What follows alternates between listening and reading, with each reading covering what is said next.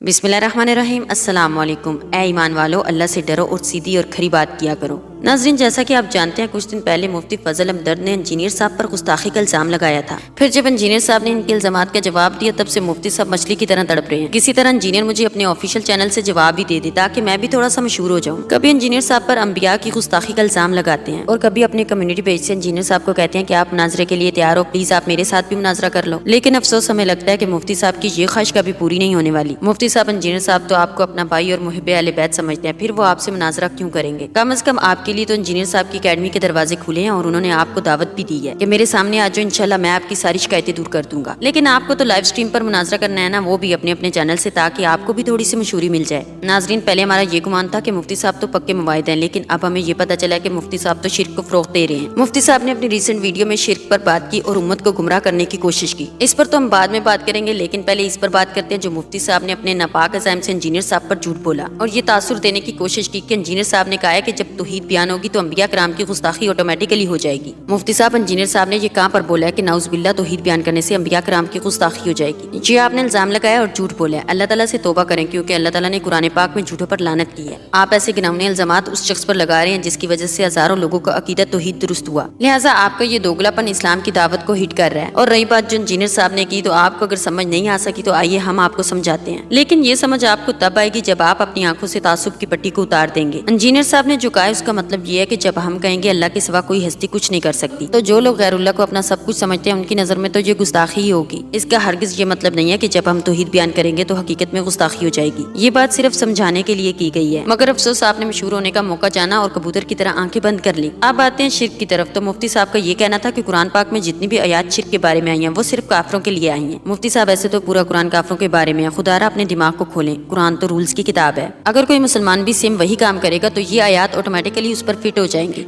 अगर आपका यही कायदा लें तो कुरान पाक की ऐसी बहुत सारी आयात हैं जो हमारे बारे में नाजिल नहीं हुई। मुफ्ती साहब, कुरान पाक की आयात तो जनरल हैं, जिस पे फिट उसको गिफ्ट। नाज़रीन, इसी तरह जब वलीद बिन मुगीरा ने नबी अलैहिस्सलाम की गुस्ताखी की तो सूरह कलम की ये आयत नाजिल हुई कि ये इंसान बेनसब है। तो मुफ्ती साहब, ये आयत तो वलीद बिन मुगीरा के बारे में थी, फिर आजकल की गुस्ताखों पर क्यों फिट करते हैं? और फिर मुफ्ती साहब वही जाहिलाना बातें करने लग गए कि अगर जिंदा इंसान से मदद लेना शिर्क नहीं है तो फिर मरे हुए इंसान से मदद लेना शिर्क क्यों है? मुफ्ती साहब, मरे हुए से मदद तलब करना इसलिए शिर्क है क्योंकि गायब में मदद करना सिर्फ अकेले अल्लाह ताला की सिफत है और जिंदा से मदद लेने का कुरान ने हुक्म दिया है। और मजीद मुफ्ती साहब का कहना था जो भी साहिब मजार से मदद तलब करता है वो वसीले के तौर पर समझता है। तो मुफ्ती साहब आपकी ये बात भी मान लेते हैं कि डायरेक्ट साहिब मजार को मुखातब करके ये कहना कि ऐ कब्र वाले हम पर रहम फरमा, ये भी वसीला ही है।